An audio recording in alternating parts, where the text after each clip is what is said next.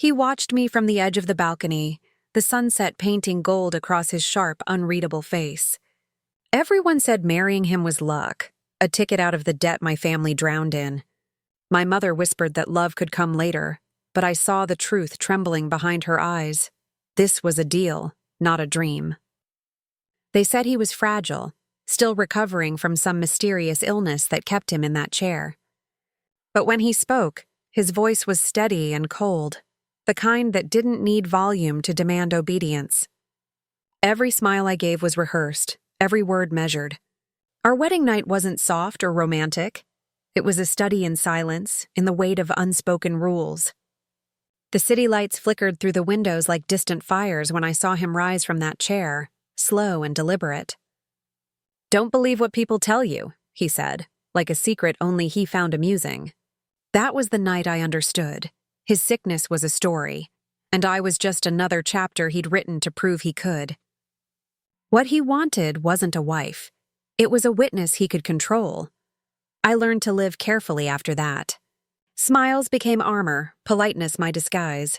Every day felt like walking through a maze he built just to watch me get lost.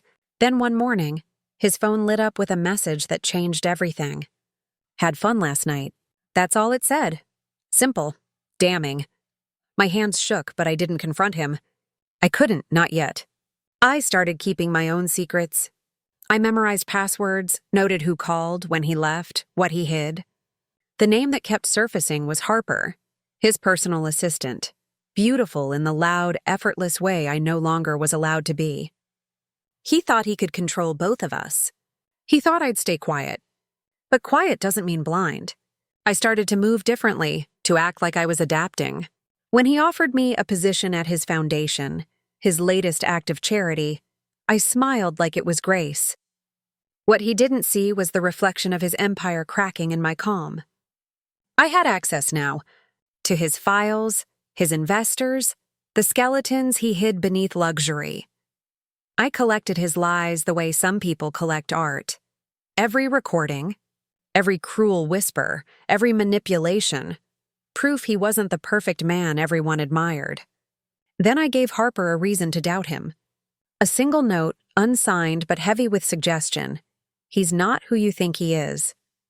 By the end of the week, she'd quit and filed a formal complaint that shook the company. The story leaked faster than I planned. The press circled. The board panicked. He tried to act untouchable, sitting across from me at dinner like nothing had changed. "You think this will save you?" he sneered. I smiled, almost kindly. "No," I said. "It'll expose you." He didn't know the full scope, that the journalist who'd been investigating his shady business practices had all the proof I'd gathered. I didn't need to scream to win. He'd taught me that silence could be sharper than glass. And when the story broke, when his investors vanished and his name rotted on the front page, I watched him unravel, not with guilt, but disbelief. He left the next morning. His world in ruins, his confidence turned to dust. For the first time, he actually looked small. I didn't follow him. I just watched from the window as he disappeared into the fog, the empire he built now belonging to no one but the headlines. My parents still call, wondering if I'll ever forgive him, still clinging to the fantasy that marriage fixes pain. I tell them he's learning to live with the consequences. They never ask what that means, and I never explain. The house is quiet now, stripped of his voice, his scent, his control.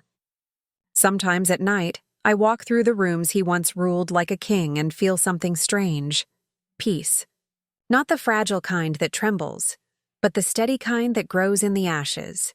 He once told me, "Some people are born to lead." He was right. He just never imagined I'd be the one leading without him.